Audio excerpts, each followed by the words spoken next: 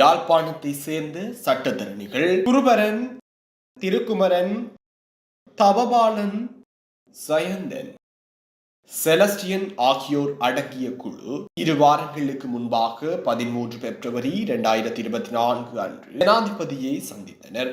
ஆனால் அவர்கள் சந்தித்து பேசிய விடயம் அதிர்ச்சி அளிப்பதாக உள்ளது. அண்மை காலமாக உறுதி மோசடிகள் தொடர்பான வழக்குகள் தொடர்பில் யாழ் சட்டத்தரணிகளை போலீசார் கைது செய்து சம்பந்தப்பட்டவர்கள் மீது நடவடிக்கை எடுக்க ஆரம்பித்துள்ளனர். இதனை தடுக்குமாறு கேட்பதற்காகவே மேற்குறிப்பிட்ட யாழ் சட்டத்தரணிகள் ஜனாதிபதியை சந்தித்து அவரிடம் மண்டியிட்டுள்ளனர். அதாவது கள்ள உறுதி முடித்த வழக்குகள் தொடர்பில் போலீசார் கடுமையாக நடந்து கொள்ளக்கூடாது என்று ஜனாதிபதியிடம் அவர்கள் கோரியுள்ளனர். போலீசார் கள்ள உறுதி முடித்த வழக்குகளில் தங்கள் மீது கடுமையாக நடந்து கொண்டால் போலீசார் கொண்டுவரும் குற்றவியல் வழக்குகளான கொள்ளை, போதைப் பொருள் கடத்தல், பாலியல் துஷ்பிரயோகம், கொலை போன்ற குற்றவியல் வழக்குகள் நீதிமன்றங்களில் விசாரிக்கப்படும் போது தாம் கடுமையாக போலீசாரினை குறுக்கு விசாரணை செய்வோம் என அச்சட்டத்தரணிகள் ஜனாதிபதி ரணிலை மறைமுகமாக மிரட்டியதாகவும் தேசம் நெட்க்கு தெரிய வருகின்றது. இது பற்றி மேலும் தேசம் நெட்க்கு தெரிய வருவதாவது, யாழ்ப்பாணத்தை சேர்ந்த 2 சட்டத்தரணிகள் ஏற்கனவே போலீசாரினால் உறுதி மோசடி வழக்கிற்காக கைது செய்யப்பட்டு விளக்கமறியலில் வைக்கப்பட்டு தற்சமயம் பிணையில் விடுவிக்கப்பட்டுள்ளனர். மேலும் 3 சட்டத்தரணிகளை இவ்வாறான விசாரணைகளுக்காக போலீசார் கைது செய்ய தயாராகிய நிலையில் அவர்களுக்கான முன் பிணை எடுக்கப்பட்டுள்ளதாகவும் தேசம் நெட்க்கு தெரிய வருகின்றது. அவர்களினது கோரிக்கையினை செவிமடுத்த ஜனாதிபதி ரணில் கள்ள உறுதி முடிப்பவர்கள் மீது நடவடிக்கை எடுக்க வேண்டாம் என்று போலீசாருக்கு அறிவுறுத்துவது சட்டத்திற்கு முரணானது என்றும் அவ்வாறான அறிவுறுத்தல்களை தன்னால் வழங்க முடியாது எனவும் பக்குவமாக தன்னை சந்திக்க வந்த யாழ் சட்டத்தரணிகள் குருபரன், திருக்குமரன், தவபாலன், சயந்தன், செலஸ்டியன் ஆகியோருக்கு தெரிவித்ததாக அறிய வருகின்றது. ஆனால் அதற்கு மாற்றாக ஜனாதிபதி ரணில் சட்டமா அதிபர் சஞ்சய் ராஜரட்னத்தை சந்திப்பதற்கு ஒழுங்குபடுத்தி தருவதாகவும் அவரின் ஆலோசனையை பெறுமாறும் உறுதி முடிக்கும் அந்த சட்டத்தரணிகளிடம் தெரிவித்துள்ளார். அதற்கு அமைவாக பிப்ரவரி 13 மாலையே சட்டமா அதிபர் சஞ்சய் ராஜரட்னத்தை சந்திப்பதற்கு ஏற்பாடுகள் செய்யப்பட்டது. ஆனால் சட்டப்படி குற்றம் சாட்டப்பட்டு வழக்கு உள்ள யாரும் அச்சந்திப்பில் கலந்து கொள்ளக்கூடாது என்ற அறிவுறுத்தலையும் சட்டமா அதிபர் அறிவுறுத்தியிருந்தார். அதனால் செலஸ்டியனை தவிர ஏனைய 4 சட்டத்தரணிகளும் குருபரன், திருக்குமரன், தவபாலன், சயந்தன் ஆகியோர் சட்டமா அதிபரை சந்தித்துள்ளனர். சட்டமா அதிபரை சந்திக்க சென்ற 4 சட்டத்தரணிகளுக்கும் அங்கு ஒரு அதிர்ச்சி காத்திருந்தது. அச்சந்திப்பிற்கு போலீஸ் உயர் அதிகாரி ஒருவரும் அழைக்கப்பட்டிருந்ததாக தெரிய வருகின்றது. இவர்களது கோரிக்கையினை கேட்டு அறிந்து கொண்ட சட்டமா அதிபர் போலீஸ் உயர் அதிகாரியிடம்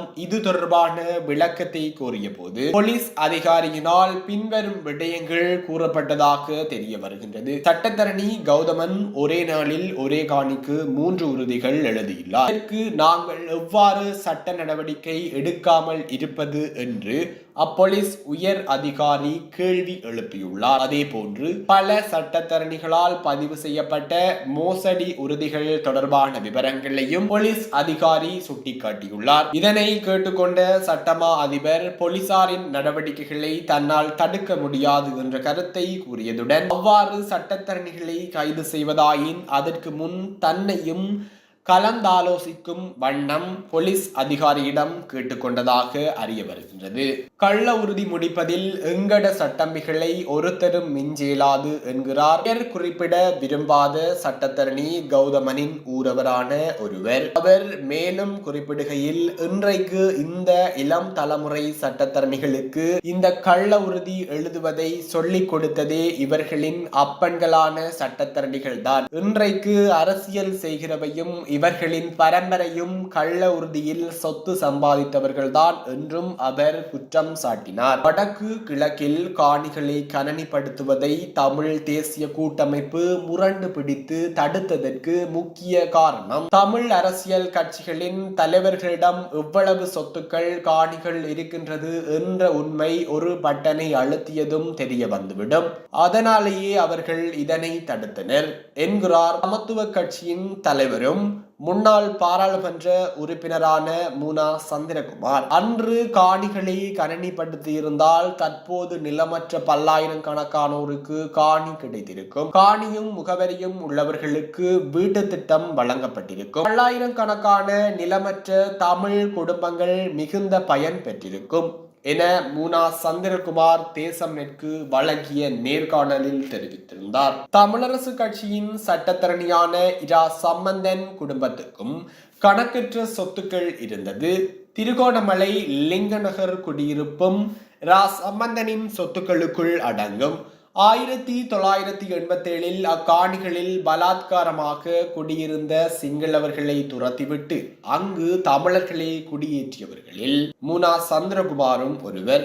2009 இறுதி யுத்தத்திற்கு பின் அக்காணியில் குடியேறியவர்களிடம் இரா சம்பந்தன் லட்சக்கணக்கில் பணம் கேட்டிருந்தார். இது பற்றி லண்டன் வந்த இரா சம்பந்தனிடம் தேசம் நெட் வினவிய போது அவர் அக்காணிகள் தன்னுடையது அல்ல என்றார். அக்காணிகள் உங்களுடைய மனைவி மற்றும் வெளிநாடுகளில் உள்ள உங்களுடைய சகோதரர்களின் பெயர்களிலும் தானே உள்ளது என்பதை தேசம் நெட் அன்று சுட்டிக்காட்டியது குறிப்பிடத்தக்கது. மேலும் கிளிநொச்சியில் தமிழர் விடுதலை கூட்டணியின் தலைவர் சட்டத்தரணி ஆனந்த சங்கரிக்கும் இன்றும் நிறைய சொத்துக்கள் உள்ளது.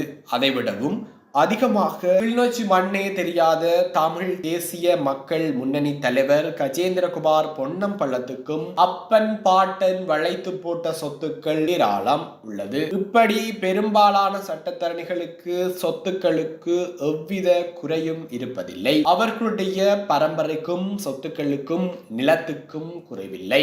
யாழ்ப்பாணத்துக்கென்றொரு பண்பாடும் கலாச்சாரமும் இருக்கின்றது என்று அழுத்தி சொல்பவர்கள் அனைவரும் யாழ்ப்பாணத்தின் தற்போதைய சமூக சீரழிவுகளை எண்ணி சற்று தலை குனிவது இயல்பாகிவிட்டது. இதற்கு புலம்பெயர் நாடுகளிலிருந்து செல்லும் பலரினதும் செயற்பாடுகளும் புலம்பெயர் நாடுகளிலிருந்து பாயும் பணமும் முக்கிய காரணமாக உள்ளது. புலம்பெயர்ந்தவர்களின் பணம் யாழ்ப்பாணத்தின் பண்பாடு கலை கலாசாரத்தை இரண்டாம் தரத்துக்கு பின்தள்ளிவிட்டது. காசேதான் கடவுளடா என்று சமூக விழுமியங்களை அப்படியே அது புரட்டி போட்டுள்ளது. புலம்பெயர் ஹோட்டலியர்கள் தாயக மண்ணின் சமூக சீரழிவுகளின் மையப்புள்ளியாக மாறியுள்ளனர். புலம்பெயர் நாடுகளில் உள்ளவர்களும் கள்ள உறுதி எழுதுவதில் வல்லவர்கள்தான். அது இயலாவிட்டால் வேலி பிரச்சனையையும் காணி பிரச்சனையையும் கூலிப்படைகளை வைத்து கையாளுகின்றனர். யாழ் நல்லூரடியில் காம விடுதி என்று எல்லோராலும் அறியப்பட்ட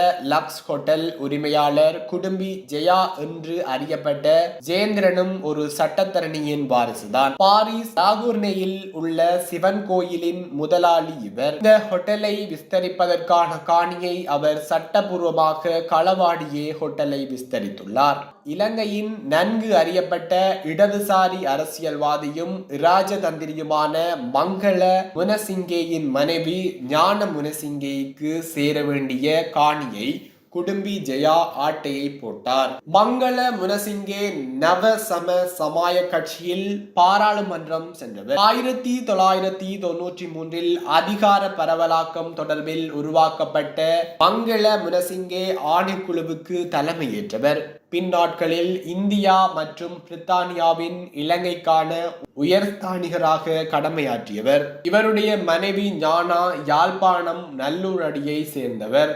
தனது ஹோட்டலை விஸ்தரிப்பதற்காக அயலில் உள்ள காணியில் கண் வைத்த குடும்பி ஜெயா காணி சொந்தக்காரரை தேடி வலை விதித்தார். அப்போது அக்காணியின் உடைமையாளரான ஞானாவுடைய தாயார் இந்தியாவின் புத்த பக்தியில் உள்ள சாயிபாபாவின் ஆச்சிரமத்தில் இருப்பதை அறிந்து நேரடியாகவே அங்கு சென்றார். அவரோடு ஒட்டுறவாக பழகி அக்காணியை பராமரிப்பதற்கான எழுத்து மூலமான ஒப்புதலை பெற்றுவிட்டார். அதனை திருட்டுத்தனமாக மூலமாக அக்காணியை விற்பதற்கான ஒப்புதலாக மாற்றி அக்காணியை தனக்கு தெரிந்த ஒருவருக்கு மாற்றி எழுதியுள்ளார். அதன் பின் காணியை தனது வட்டத்திற்குள் உள்ள 3க்கும் மேற்பட்டவர்களுக்கு மாற்றி எழுதி இறுதியில் தன்னுடைய பெயருக்கு மாற்றி பெற்றுக்கொண்டார். ஒரு பெயர் பெற்ற சிங்கள அரசியல்வாதியின் ராஜதந்திரியின் மனைவிக்கு சேர வேண்டிய காணியை ஒரு சதமும் செலுத்தாமல் ஆட்டையை போட்ட குடும்பி ஜெயா ஞான முனசெங்கேக்கு நாமத்தை போட்டார். இவ்வாறான செயல்களை கண்டிப்பதற்கு மாறாக இதனை ஒரு கெட்டித்தனம், புத்திசாலித்தனம் என்று எண்ணும் மனோபாவம் இன்று தமிழ் மக்கள் மத்தியில் வளர ஆரம்பித்துள்ளது. என்ன செய்தாவது பணம் புரட்டினால் அது கெட்டிக்காரத்தனம் என்று பணம் உள்ளவர்களுக்கு பின் ஒரு கூட்டம் குவிகிறது. ஹோட்டலியர்களுக்கு பின்னும் வெளிநாட்டு பண முதலிகளுக்கு பின்னும் ஒரு கூட்டம் எப்போதும் இருக்கும். குடும்பி ஜெயா போன்றவர்கள் இவ்வாறான மோசடிகளை தனித்து செய்ய முடிவதில்லை. இவ்வாறானவர்களுக்கு சட்டத்தரணிகளும் துணை போகின்றனர். ஒரே நாளில் ஒரே காணிக்கு 3 உறுதிகளை முடித்ததாக யாழ் சட்டத்தரணி கௌதமன் மீது குற்றம் சுமத்த அவருடைய தந்தையாரே அதன் பின்னணியில் இருந்ததாக குற்றம் சாட்டப்பட்டுள்ளது. இவர்கள் மத்தியில் சமூக அக்கறையுடைய சிலரும் இல்லாமல் இல்லை. பிரித்தானியாவில் நீண்டகாலம் சட்டத்தரணியாக இருந்த ரங்கன் தேவராஜன் தற்போது ஜாலில் சட்டத்தரணியாக கடமையாற்றுகின்றார். இவர் பாதிக்கப்பட்ட பலருக்கு அவர்களுடைய காணிகளை சட்டப்படி பெற்றுக் கொடுப்பதில் கட்டணம் வாங்காமல் பணியாற்றி வருகிறார். இவர் பொதுவில் சட்டத்தரணிகள் பற்றி குறிப்பிடுகின்ற போது சட்டத்தரணிகள் தொழில் என்பது மோசமான ஒரு தொழிலாக்கப்பட்டுவிட்டது, மற்றவர்கள் சுரண்டி பிழைக்கும் ஒரு தொழிலாக இது மாறி இருக்கின்றது என்று குற்றம் சாட்டியிருந்தார். இவரை பற்றி புறம் தூற்றி அவர் 20,000 பவுண்ட்ஸ்கள் தனக்கு தர வேண்டும் என லண்டனில் தவறணையில் சட்ட நிறுவனம் நடத்தும் ட்ரெவின் கான்ஸ்டன்டைன் என்பவர் சண்டே லீடர் பத்திரிகை மற்றும் சமூக வலைதளங்களில் எழுதியிருந்தார். இறுதியில் ட்ரெவின் கான்ஸ்டன்டைன் நீதிமன்றில் மண் கவ்வியதுடன் அபராதமும் செலுத்த பணிக்கப்பட்டார். இது பற்றி